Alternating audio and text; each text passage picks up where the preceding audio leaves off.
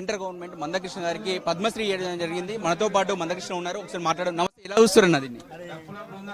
Okay, ఇది ఖచ్చితంగా ప్రజల కోసం, ప్రజల సమస్యల పరిష్కారం కోసం ప్రజా ఉద్యమాలు స్వతంత్రంగా ఉండి ముందుకు తీసుకెళ్లే వాళ్లకు దక్కిన గౌరవం ఇది.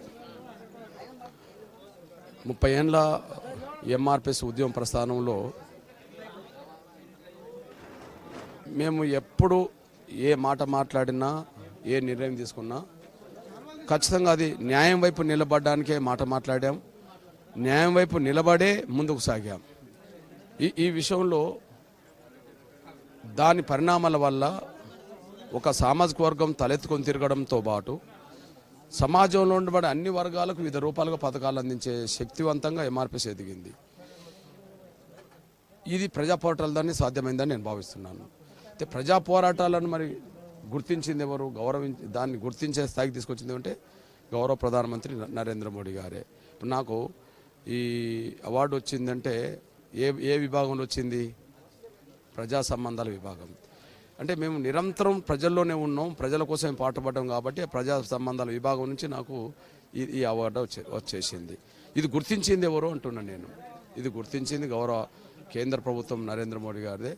గుర్తించే పేదరికం అనుభవించినోడు కాబట్టి, పేదల కష్టాల బాధలు తెలుసుకున్నోడు కాబట్టి ఖచ్చితంగా ఆ పేదల కోసం, ప్రజల కోసం పనిచేసే వాళ్ళను గుర్తించుకోవాలి, గౌరవించుకోవాలి అని ఆయనలో వచ్చిన ఆలోచనే ఈ అవార్డు రావడానికి దారితీసింది. ఇంకొకటి అన్న, ఏ ఉద్యమం చూసుకున్నా ఉద్యమం అయిపోయాక వాళ్ళకు గౌరవించడం చూసాం, కానీ మీరు ఉద్యమం కొనసాగుతుంది, ఫైనల్ దశలో ఉంది, అప్పుడే మీకు ఇలాంటి గౌరవం దొరికింది. ఎలా చూస్తారు?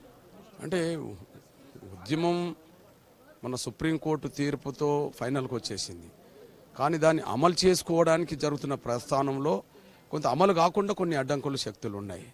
కాబట్టి ఆ శక్తులతో పాటు ఇక్కడ ప్రభుత్వ నిర్లక్ష్యం కూడా కనిపిస్తుంది.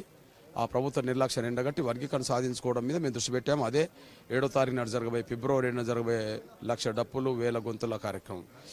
అదే సమయంలో ఎంఆర్పిఎస్ ఉద్యమం సమాజం కోసం కూడా పాటుపడింది.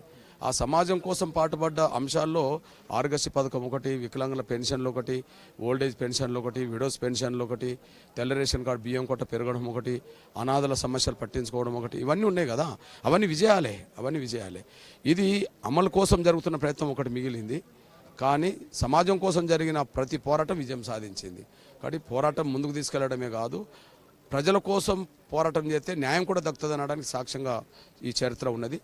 ఈ చరిత్రను గుర్తించింది, గౌరవించింది పెద్ద ఆయనకు ధన్యవాదాలు. అంటే మీరు గతంలో కూడా డప్పు మీకు చిహ్నం అంటే డప్పు, ఆ డప్పుతోనే మీకు ఇప్పుడు ఇంత గౌరవం దొరికింది అనుకుంటున్నాం. ఒక్కసారి మీ డప్పు ఒకసారి కొట్టి మీరు కూడా ఇస్తే బాగుంటుంది. వాయిద్యం కదా అది. తరతరాలుగా మా కుల పెద్దలు, మా కులం ఉన్న వాళ్ళు వృత్తిపరంగా చెప్పులు కొట్టేవాళ్ళు, వాయిద్యపరంగా డప్పు కొట్టడం కదా. డప్పు అనేది మేము అవమానంగా భావించుకోను. మేము డప్పు అనేది మేము ఒక గౌరవంగానే తీసుకుంటాం. కారణం ఏంటంటే మీరు ఇప్పుడు రిపోర్టర్లు సమాచారం ఇస్తుండ్రు, మా డప్పు అంతకుముందు రిపోర్టర్ అయ్యేది. మీ అందరు రిపోర్టర్గా మారకముందు కదా, ఈ జర్నలిజం అనేది పేపర్లు, టీవీలు, సోషల్ మీడియా రాకముందు గ్రామాల్లో సమాచారాన్ని ఇంటింటికి చేరవేసింది ఎవరు? దండోరే కదా. అంటే మొదటి విలేకరు మేమే, మీరు అనుకునేరు. మళ్ళీ ఎప్పుడన్నా వస్తే అది మాకే రావాలి, మళ్ళీ అది కూడా మాతో పోటీ పడద్దు మళ్ళీ మీరు. కాబట్టి మా డప్పు మాకు తిండి పెట్టింది, మా గౌరవం తీసుకొచ్చింది, సమాజానికి సేవ చేసింది. మా డప్పు కదా మేము ముద్దాం.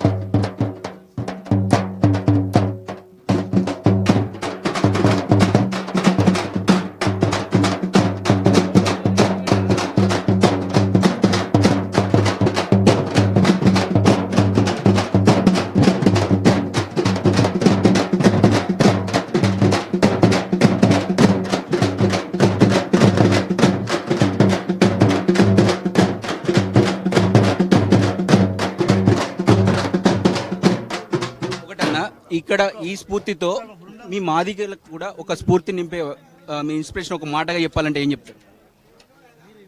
ఓకే,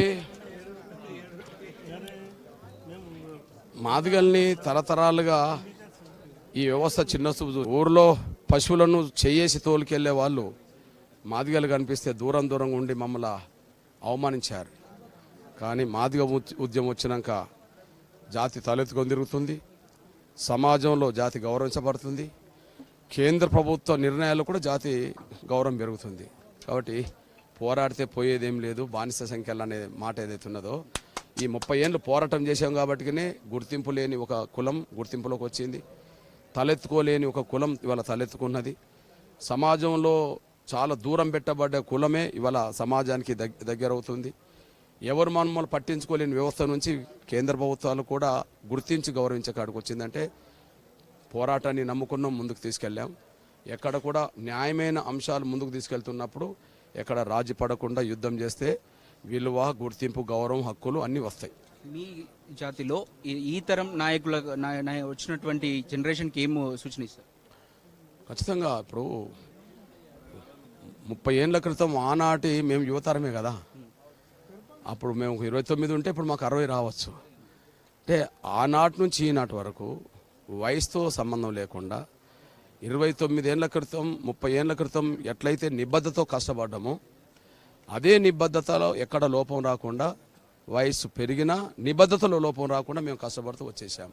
కాబట్టినే ఇగో ఇన్ని సమస్యల పరిష్కారం జరిగింది, సమాజంలో విలువ, గౌరవం పెరగడం దారితీసింది. కాబట్టి ఎవరైనా యుక్త వయసులో ఉన్నప్పుడు సమస్యల మీద పోరాటం చేయడం మొదలు పెడితే మీ దృక్పథం మారద్దు, మీ పోరాటం ఆగద్దు, ఎప్పటికైనా ఫలితం వస్తుందనే విషయం యువతరాన్ని గుర్తు చేసుకోమని కోరుతున్నా.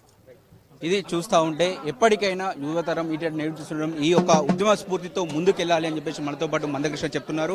కెమెరామెన్ వెంకటేష్తో అక్షిత్, హైదరాబాద్.